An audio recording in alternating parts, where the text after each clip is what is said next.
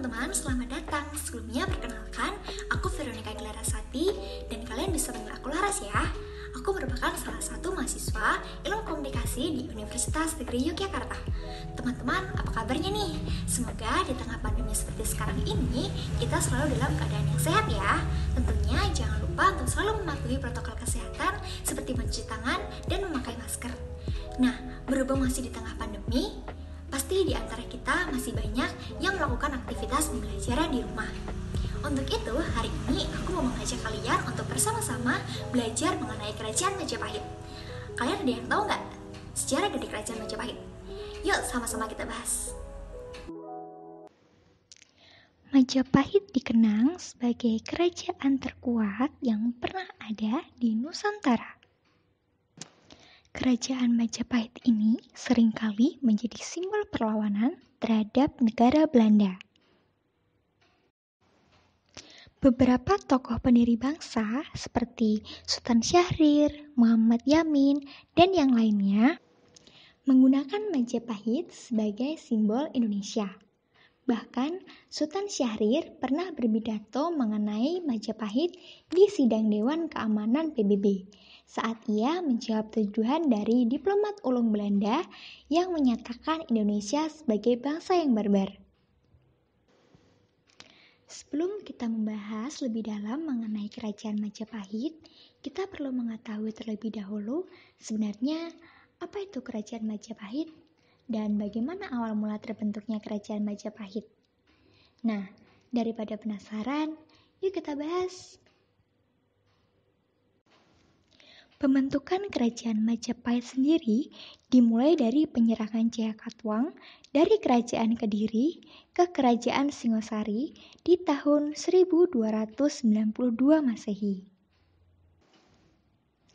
Kerajaan Singasari yang waktu itu dipimpin oleh Raja Kertanegara menunjuk Raden Wijaya untuk memimpin Singosari melawan pasukan Jayakatwang.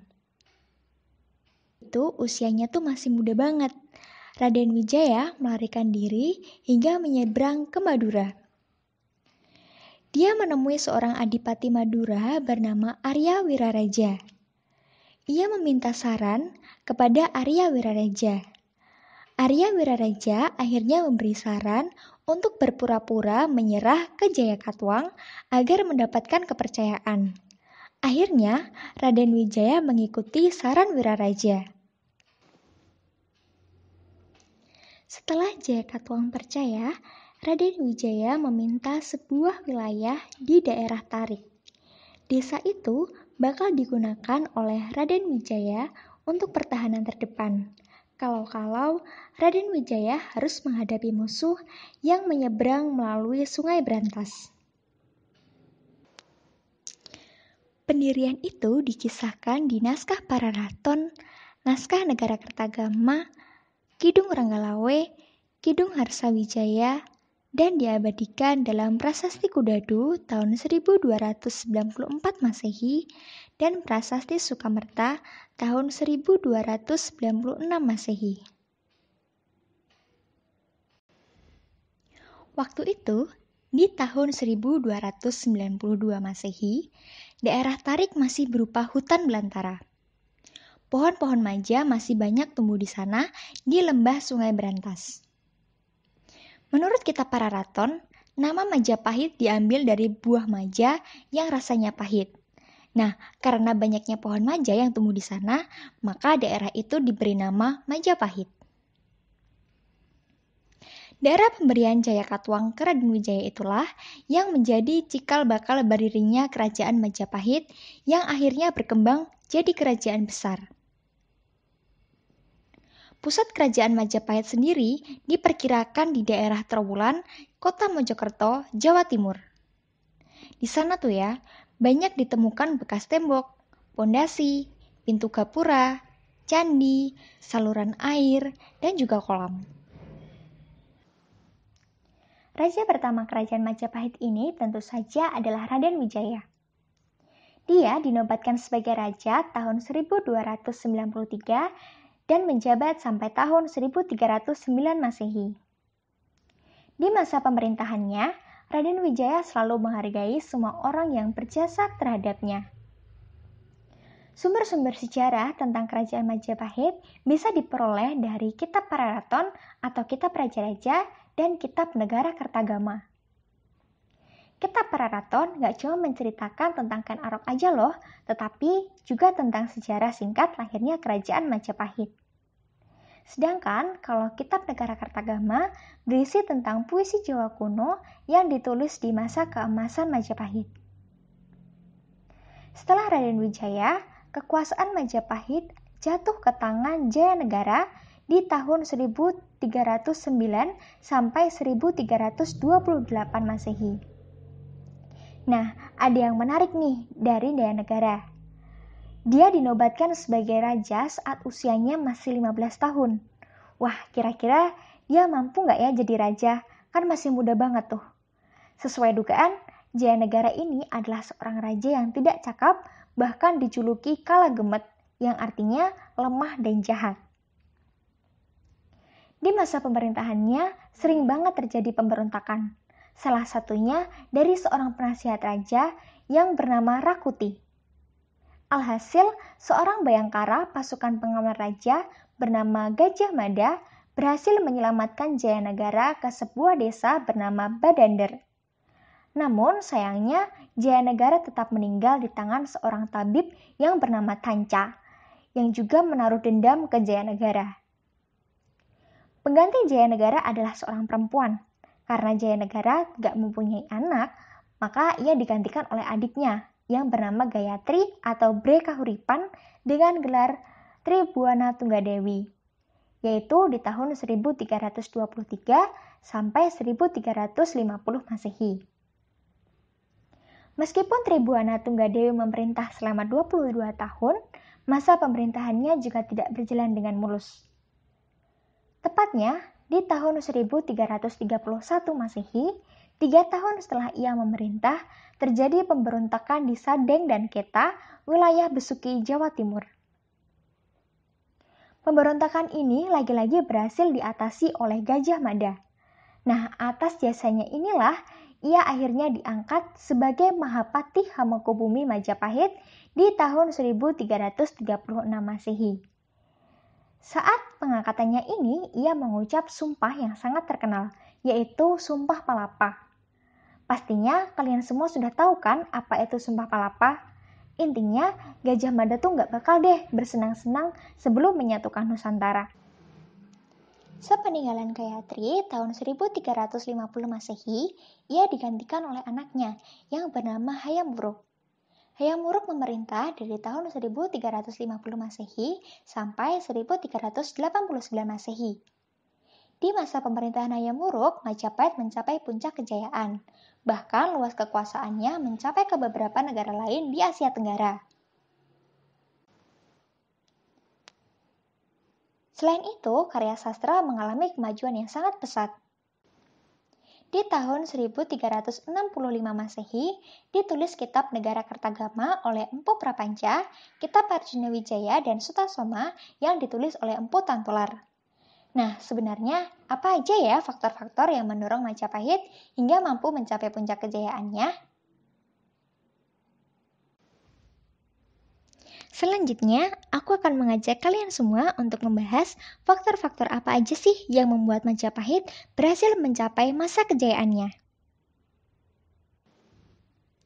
Faktor yang pertama yaitu mata uang. Dulu, untuk memenuhi kebutuhan hidupnya, masyarakat kuno telah menggunakan sistem barter atau tukar-menukar barang. Namun, sistem barter ini memiliki kelemahan, yaitu mereka yang ingin berdagang harus memiliki barang yang diinginkan oleh pihak lain. Demikian juga sebaliknya. Persyaratan ini harus dipenuhi, jika tidak, maka proses barter tidak mungkin terjadi. Menghadapi masalah ini, berbagai peradaban yang lebih maju, khususnya dalam bidang ekonomi, mulai memperkenalkan uang, yakni suatu barang yang digunakan sebagai medium atau barang ketiga dalam perdagangan dan ekonomi. Pada waktu itu, mata uang yang paling terkenal di wilayah Asia dan di sepanjang jalur sutra adalah koin kepeng dari Tiongkok. Koin kepeng merupakan mata uang internasional, seperti dolar pada saat ini. Sedangkan di wilayah Asia Tenggara, mata uang lainnya yang juga banyak beredar adalah koin gobong, yaitu mata uang Majapahit yang banyak dipengaruhi oleh kepeng. Mata uang kepeng dan gobong digunakan untuk transaksi sehari-hari yang nilainya dianggap lebih kecil jika dibandingkan dengan emas ataupun perak. Dengan adanya uang ini, kegiatan ekonomi menjadi lebih mudah dan efisien, sehingga pusat-pusat perekonomian dari Majapahit menjadi lebih hidup dan juga berkembang. Faktor yang kedua yaitu pasar.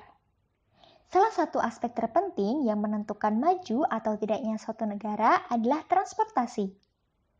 Banyak kerajaan yang menghabiskan sumber dayanya hanya untuk membangun jalan, sehingga akses transportasi menjadi lebih baik. Berbeda untuk akses transportasinya, Kerajaan Majapahit dilewati oleh Sungai Berantas dan Bengawan Solo yang tentunya memudahkan distribusi barang dan perdagangan melalui jalur air di wilayahnya.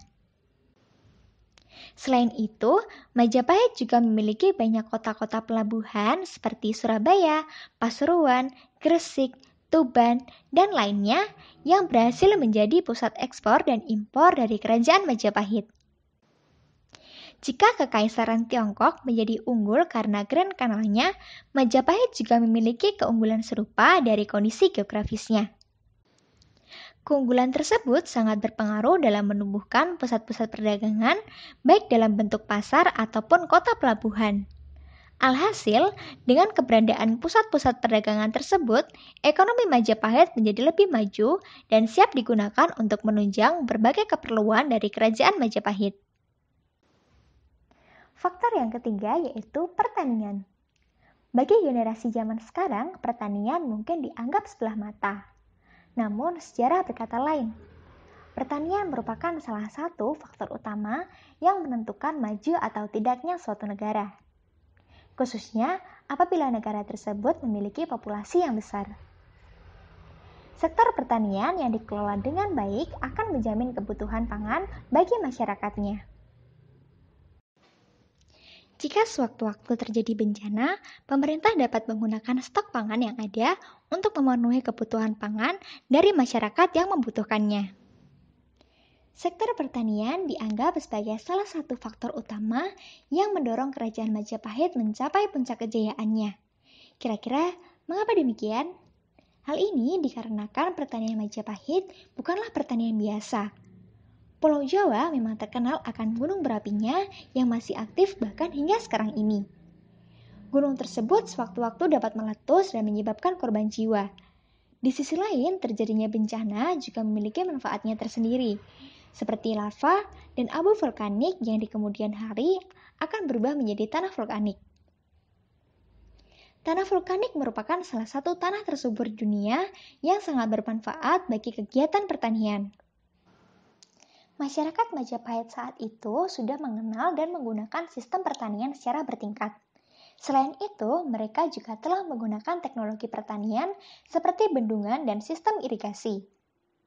Penggunaan sistem pertanian bertingkat atau yang lebih sering kita kenal dengan istilah terasiring memperluas lahan pertanian yang mungkin ditanami oleh Majapahit. Sedangkan teknologi pertanian seperti bendungan dan sistem irigasi memungkinkan lahan pertanian untuk meningkatkan produktivitas tanahnya.